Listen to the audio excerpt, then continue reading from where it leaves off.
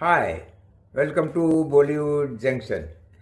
Last episode में मैंने कहा था कि चलो ऊटी, लेकिन ऊटी का प्रोग्राम कैंसल। वहाँ से हमें इन्फॉर्मेशन मिली है कि मौसम बहुत ख़राब है, आप लोग अभी मत आइए, कोई काम नहीं हो सकता।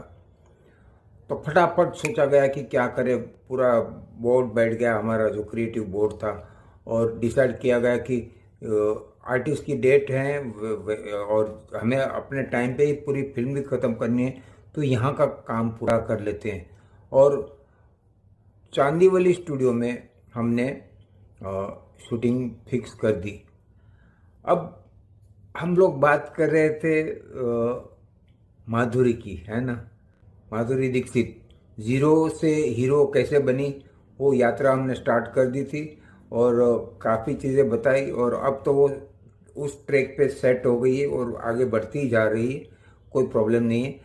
तो उस दौरान हम राम लखन में और भी कई लोग हैं जो जिनको बॉलीवुड जंक्शन ने, मतलब मैंने जीरो में देखा, और वो जीरो से हीरो की तरफ आगे बढ़ते जा रहे थे। मतलब मैंने नहीं किया कुछ भी, लेकिन मैंने देखा, विटनेस किया कि वो कैसे जीरो से हीरो की तरफ जा रहे थे और कितने अच्छी तरह आगे बढ़ के अपना मकाम बनाकर बैठ गए बॉलीवुड में।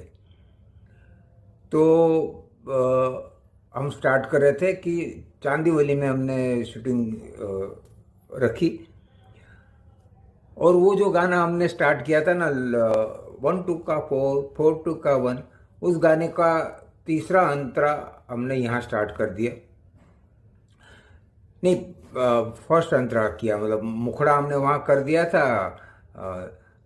अनिल कपूर ऐसे कैमल वॉक करके आ रहा है, कट टू वो चांदीवली में आता है। यस, चांदीवली स्टूडियो बम्बई में।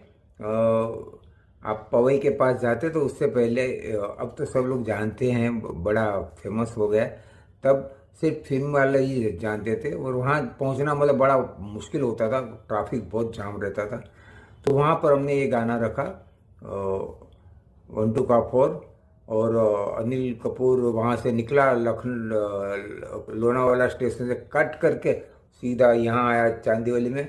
उसके साथ कई लड़के हैं और डांस करते जा रहे हैं, और वो जादूगर भी है, वो भी समझ में आता है, जो कुछ वो किस्से भी है।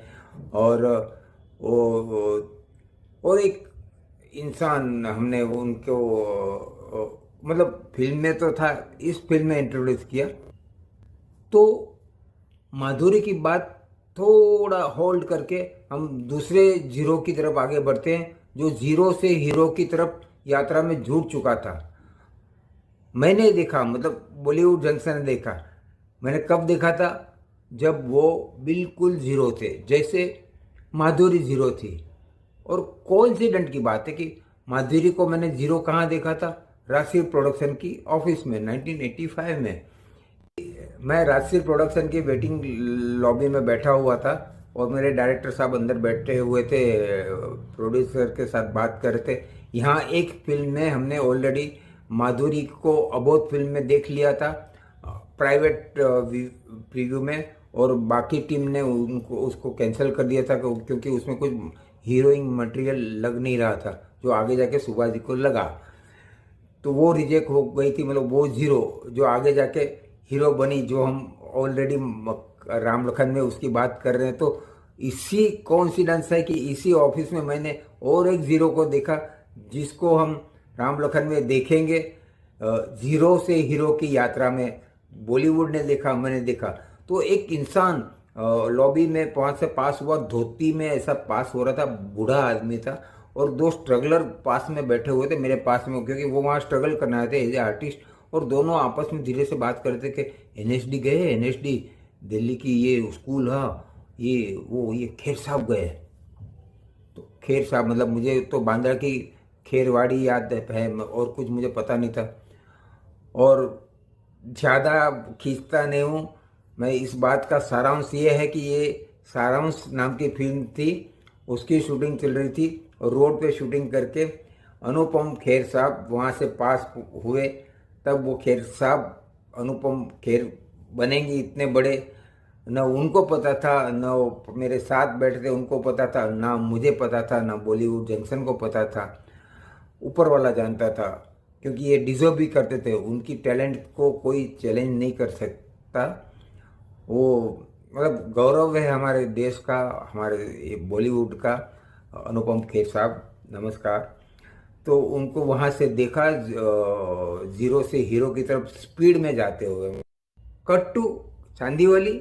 नहीं नहीं, चांदीवली से पहले तो उन्होंने डॉक्टर डैंग, थप्पड़ की गूंज, दिलीप कुमार का सामना कर्मा फिल्म में किया था, सबको याद है। लेकिन मैं उससे पहले एक फलक नाम की फिल्म थी, अच्छी फिल्म थी, जो सलीम जावेद वाले सलीम भाई ने लिखी थी। उस फिल्म में मैं क्लेपर बॉय था। अब देखिए अनुपम जी के रंग देखिए। बड़े लोगों की मिमिक्री कोई भी कर लेगा, है ना, क्योंकि वो चाल ढाल सबने देखी होती है, बोलना करना सबने देखा होता है। तो ये तो होता है, सेलिब्रिटी की मजाक करो तो चलता है, पता भी होता है, सबको पता है कि कैसे वो चलता है। लेकिन कमाल ये हो गया कि मैं क्लेपर बॉय था, तो अनुपम जी ने कहा, आप सबको पता है कि ये शशि बाड़िया कैसे चलता है? और वो दूर गए और करेक्ट मेरी तरह चलते आए। तब मुझे भी पता नहीं था कि मैं इतनी गंदी चाल से चल रहा हूँ, मतलब अजीब सा चल रहा था मैं। खैर उन्होंने मिमिक्री की, सब लोग हंसे भी और मैं भी हंसा। और मैंने कहा कि मैं लकी हूँ कि आपके जैसे बड़े आर्टिस्ट मेरी मिमिक्री कर रहे हैं। तो